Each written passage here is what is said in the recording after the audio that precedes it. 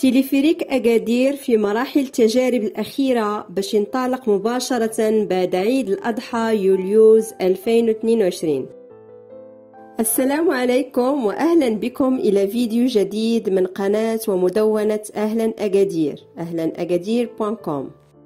الفيديو ديال اليوم غادي يكون عن وصول مشروع تيليفريك أكادير مراحل التجارب النهائية كما كتشوفوا معنا في هذه المشاهد الحصرية من عين المكان باش ينطلق مباشرة بعد عيد الأضحى. حنا كاينين دابا في نقطة أو محطة انطلاق تيليفريك أكادير حدا قنطرة تيلدي على بعد خطوات من المخيم الدولي لأكادير كومبينغ أكادير. محطة الانطلاق اللي سبق لنا ودرنا على فيديو سابق غادي تلقاوه في مربع الوصف تحت هذا الفيديو.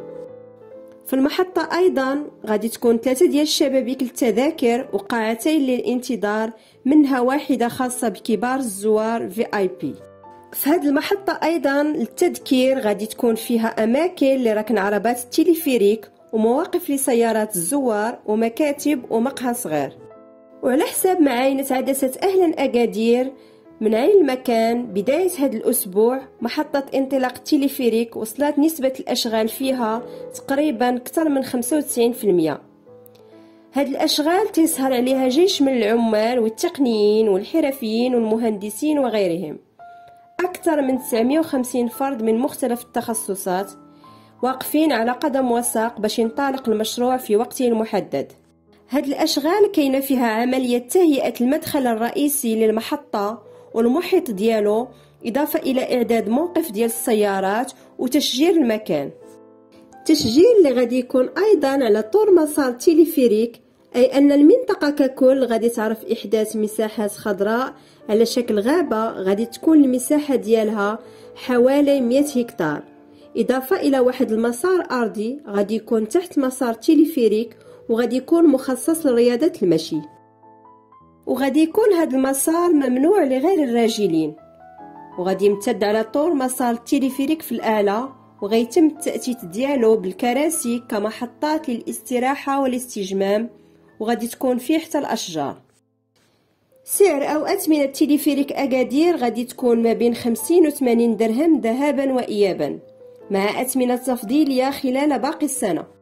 تيليفريك أكادير غادي يستمر في نقل الركاب حتى الساعة 12 ليلا، أي منتصف الليل، واللي سهرات على الإعداد ديالو والتجهيز ديالو الشركة النمساوية السويسرية دوبلماير، وهي الأولى عالميا في هذا المجال، وهو أول تيليفريك غادي تديرو هاد الشركة في القارة الإفريقية.